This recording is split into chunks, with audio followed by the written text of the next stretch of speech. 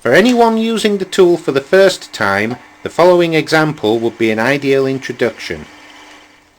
There are 3 washers that are fitted around the bearing in the centre of the wheel. This bearing is recessed down, and so 2 washers are fitted into the top of the cutter and 1 below.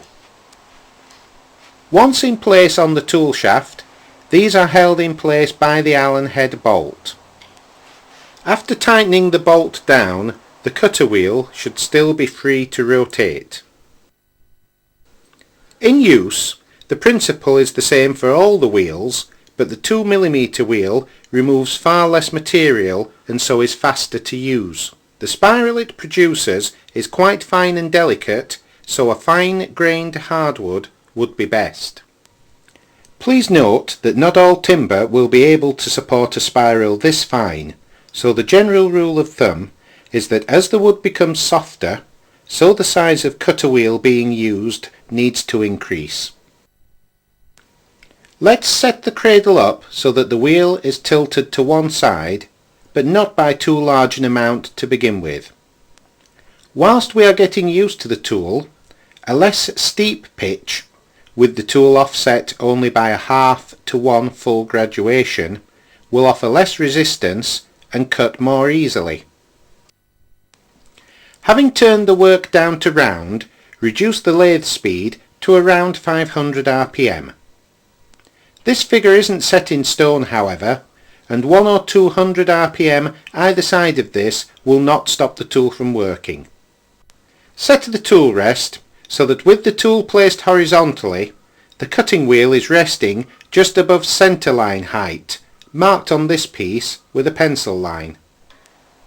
The tool is used by raising the handle to allow the teeth of the wheel to contact the revolving work at centre line height.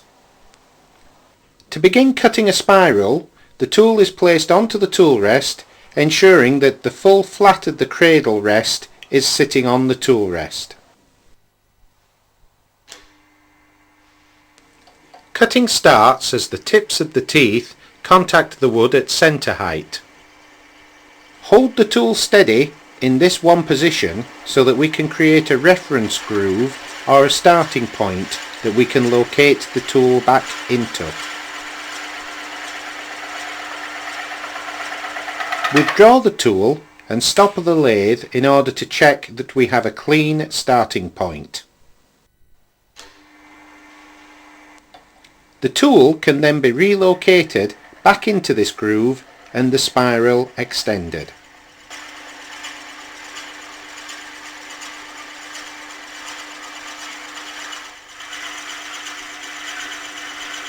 Lift the handle again until the cutting point is felt, and then move the tool steadily along the wood.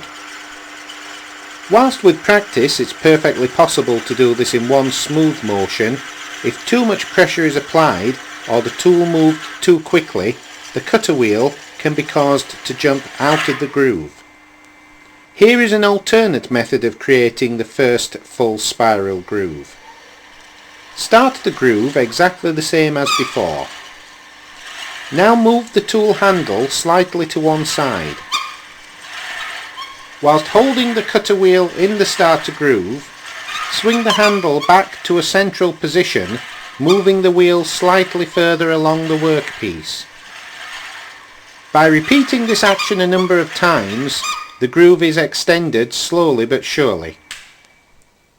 This groove will not be to the full depth of the cutter, and it will be necessary to run the tool across the groove several times more until the full depth of the spiral is created. By angling the cutter wheel to the left and the right of the centre point, spirals can be created that slope in opposite directions. With a close-grained hardwood, they can even be superimposed one over the other.